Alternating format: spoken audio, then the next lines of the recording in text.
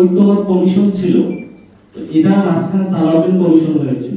এজন্য বিএনপিকে বলবো এই দিনের বেলা ঐক্যমত কমিশনে, রাতের বেলা হলো বিভিন্ন এমবাসি, বিভিন্ন বাংলাদেশের যেই প্রিন্সিপাল শক্তি যারা আসার প্রচেষ্টা চালাচ্ছে, এই যে জাতীয় পার্টি থেকে শুরু করে বিভিন্ন রাতের বেলা যে মিটিং মিছিল, এগুলো আপনারা বাদ দেন।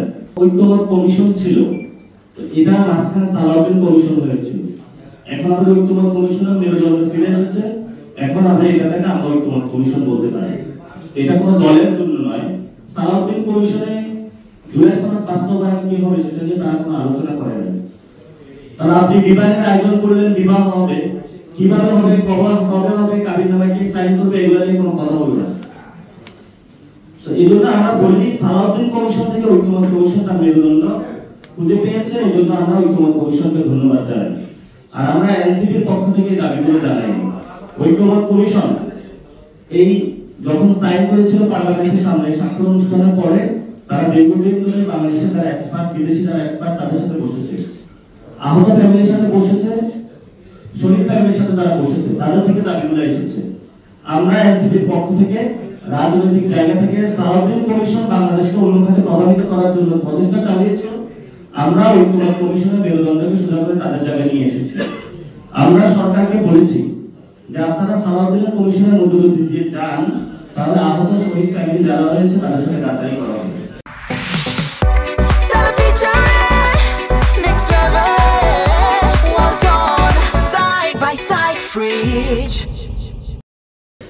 আমরা এনসিপি জনগণের যে রাজনীতি সেটা সঠিক পথে নিয়ে এসেছি।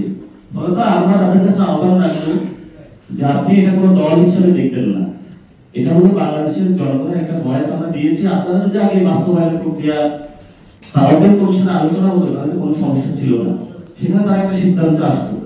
আমরা যখন বলেছি যে আমরা এই সিদ্ধান্তটা না দেখে আমি তো অন্যভাবে সাইন করতে পারি না, তাহলে ওনারা এটা তো ওনারা ভুল করেছেন যে ওনারা বাস্তবায়ন প্রক্রিয়াটা কেমন হবে সেটা দেখে কি আপনি সাইন করা উচিত ছিল। তো ওনাদের ভুলটা তো আমাদের ঘাড়ে এখন তুলে দেওয়া উচিত না।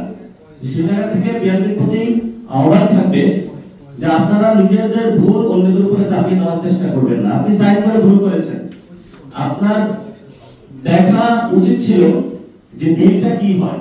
আমরা সেই দাবিগুলো দিয়েছিলাম, আমরা আপনাদের কাছে গিয়েছিলাম।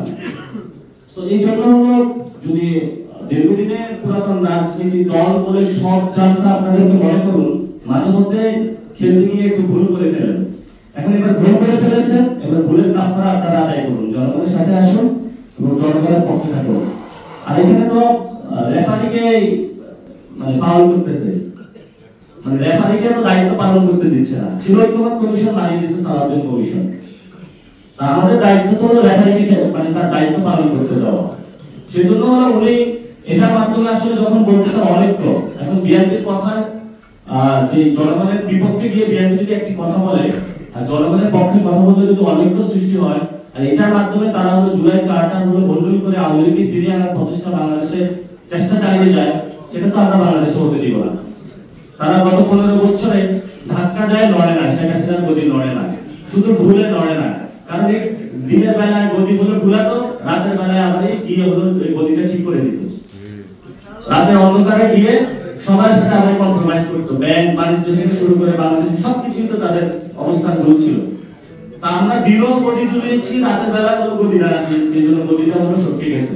এই জন্য বিএনপিকে বলবো এই দিনের বেলা ঐক্যমত কমিশনে, রাতের বেলা হলো বিভিন্ন এমবাসি, বিভিন্ন বাংলাদেশের যেই প্রিন্সিপাল শক্তি যারা আসার প্রচেষ্টা চালাচ্ছে, এই যে জাতীয় পার্টি থেকে শুরু করে বিভিন্ন রাতের বেলায় যে মিটিং মিছিল, এগুলো আপনারা বাদ দেন। দিনের বেলা ঐক্যমত কমিশনের যেভাবে সময় দিয়েছেন, রাতের বেলা সংস্কারের জন্য সময় দেন, তাহলে এই ধরনের ভবিষ্যতে আপনারা ভুলও করবেন না, বাংলাদেশকে একটা সুন্দর জায়গা আপনারা নিয়ে যেতে পারবেন।